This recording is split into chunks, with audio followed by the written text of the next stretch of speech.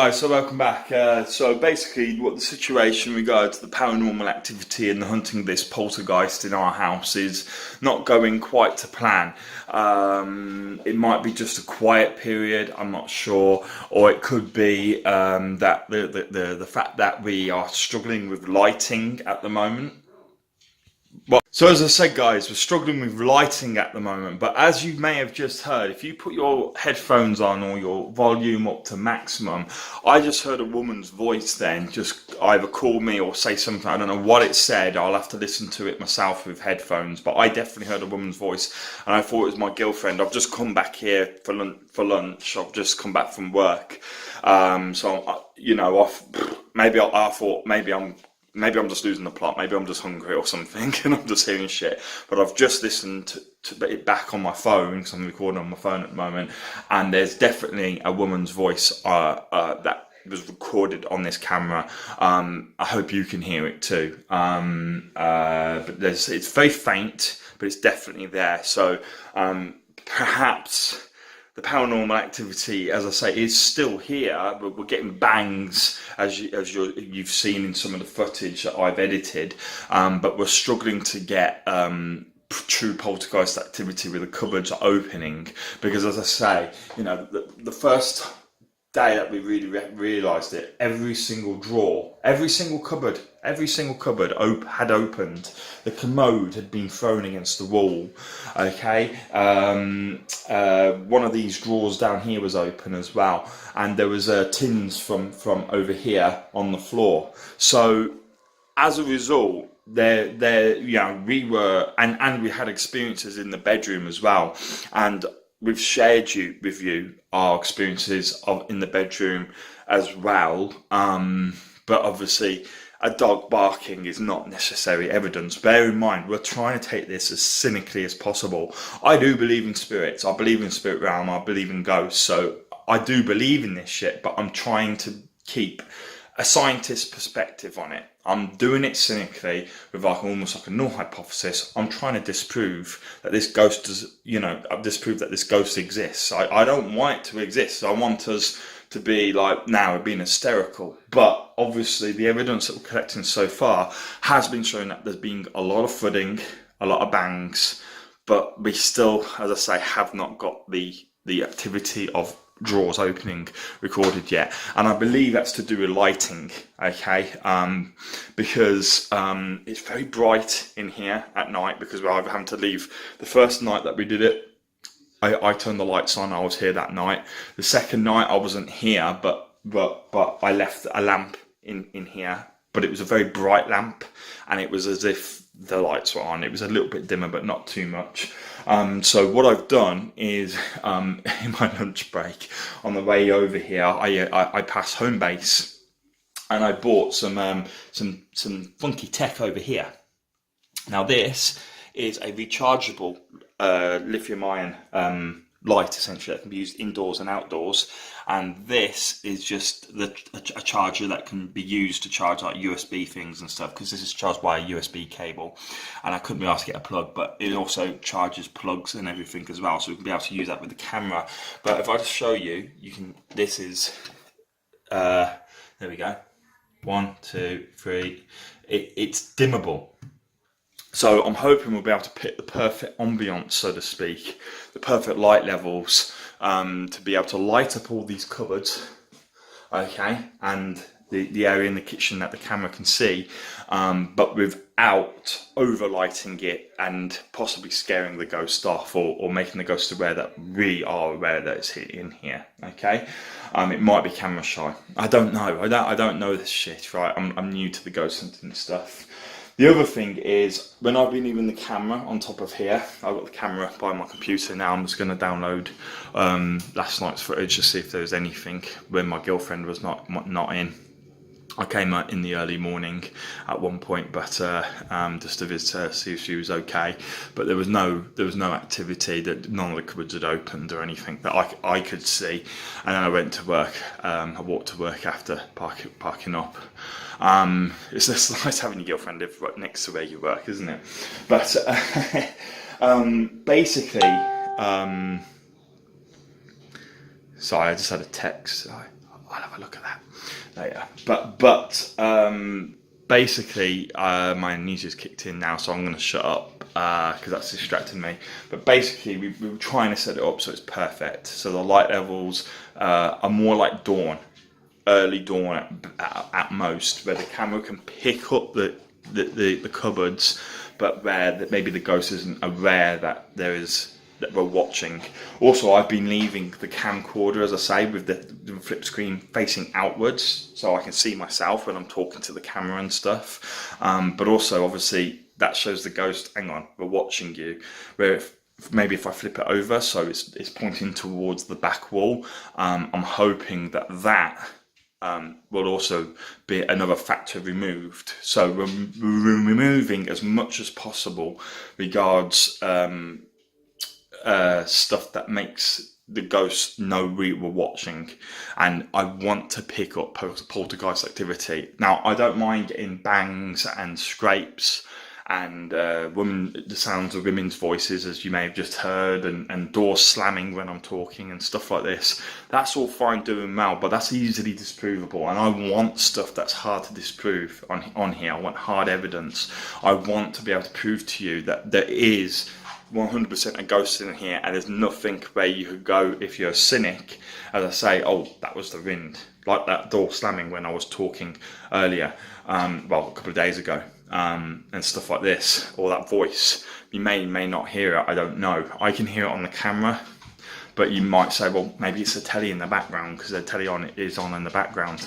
You don't know, okay? So I'm trying to remove as many arguments against the existence of this ghost as possible by being cynical, okay? Now, I admit, I believe in all this, and that's why I'm doing all this, and I'm doing it to protect my girlfriend as well, because obviously when she lives here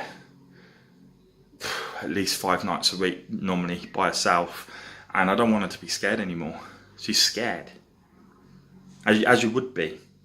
A woman by yourself, you'd be scared, and she's scared even when I'm here, even though she knows I'll protect her. It's scary, because how do you protect against a ghost? You can't jab it. Fist will go straight through it.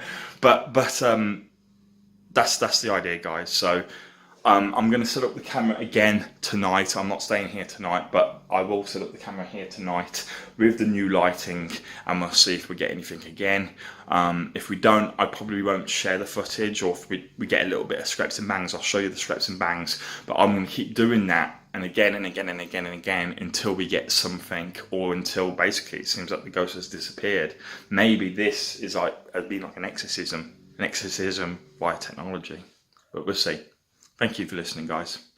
Right, guys, so I'm just starting the editing and stuff like that, and I've just stuck my headphones into the camera, because obviously that what I thought was a woman's voice was on this camera. So I just thought, stick my headphones in, and I'll get a very clear idea of what that particular noise was, or much better idea than simply doing it off the speakers of the phone. And I was actually a little bit surprised. It wasn't a woman's voice. It was like a kind of deep guttural noise of some kind. It wasn't the dog, guaranteed that, because the dog was outside. So I mean, and I was in the kitchen at the time, and the only other person in the house was my girlfriend, who was in the lounge, who I thought was making the noise, calling me. Obviously, I heard it as a woman's voice, but that does go to show you where evidence can be very subjective at times. You think you're hearing stuff, because I'm expecting to hear a woman's voice every time I hear a weird noise. So I'm probably, my brain's just going, yeah, it's a woman's voice. But then obviously you listen back to it objectively, like I have just done now. As you can see, I'm taking this very seriously. I'm taking it as objectively and as scientifically as possible. And I'm admitting I was wrong. It wasn't a woman's voice. It was a kind of guttural noise. Now, I don't, deep guttural noise. And if you play back it yourself and maybe put some headphones on, you'll be able to hear the noise without headphones. But if you put headphones on, or you've got some really loud speakers or something, you'll be able to hear what it is. It's 100% definitely not the telly in the background, because you can barely hear the telly. If not, I can't hear it at all, to be honest, at that point. It may have been turned off at that point. It's only that later on that Lauren turned it up a bit. I think she turned it down because she knew I was on camera. But there was definitely a noise, and I 100% knew that noise was coming from outside of the kitchen, which would either be in the hallway or the lounge next to the kitchen where Lauren was. So obviously, logical things were not insane. You hear a noise that is unexpected, and you just assume it's the person in the room next to you, but evidently it wasn't. She didn't hear it herself, which is a little strange. But she is, just so you know, my girlfriend's half deaf. She was made deaf in a car crash. So she's actually completely deaf in one ear and has very bad hearing, and she doesn't have a hearing aid in at the moment. So I don't expect her to hear anything anyway. But what I'm going to do, guys, is this is the point where I'm actually going to be editing the videos that you probably have already seen, the night footage. This is the first time that I've had a chance of... The door's just open. What the fuck? This house is full of surprises. I don't know if I don't know if the camera actually could see the door opening. The door's actually opened. I swear that door was closed. I'll have to have a look again. I'm not going to do another review where I come back and go, yeah, that door's definitely open. No, I will actually. I'll pause it now. I'll watch the video, guys, and then tell you, shit, that fucking door opened. The only reason I saw it is I saw a flash of light. Okay, let's do this. Okay. I'm freaked out. This is normally my safe room, okay? So I come into this room because I tend not to get affected by all the ghost stuff out there. For some reason, the ghost doesn't seem to come into this room or have a presence that I've noticed in this room. I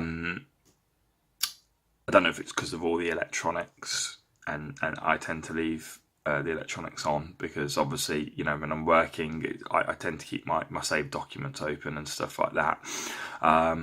I save them in case a computer crashes, obviously, but it's just nice because PCs, even though it's a new PC, it takes like 5 minutes to load up, and I can't be asked to sit around 5-10 minutes for everything to load up and then stop speeding up. So, especially with the video editing software, it takes a while to load up the video editing software. It takes about 10 minutes to load it up and get it primed and ready. So, I suppose because the PC is maybe a little bit on the slow side, but as I say, I was going to I was talking about that I'm doing the video editing that you've probably seen the videos of now of the night footage, but then lo and behold, this thing seems to like to haunt me or do poltergeist activity, not when the camera is just in the kitchen pointing at the cupboards. It seems to do it when I'm bloody fucking on the video talking.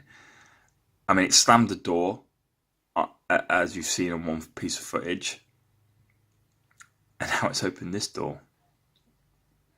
I'm almost tempted to film me doing my video editing, so I've got like an eye behind me so I can keep, because I can't hear very well with these on because they're noise cancelling. I don't know what to do because I don't really want to keep looking behind me every time, you know, just to make sure. And I don't want to close it in case it opens again, because it does not open, this door. This door never opens. It's solid shut. It's not a door that's easily open. In fact, I will have to close it. Shit, I'm attached with my headphones. I can't get to it. Have I got my walking stick nearby? No. Shit, I haven't got my walking stick nearby. Have I got anything I can prod it with? Bear with me 1 second.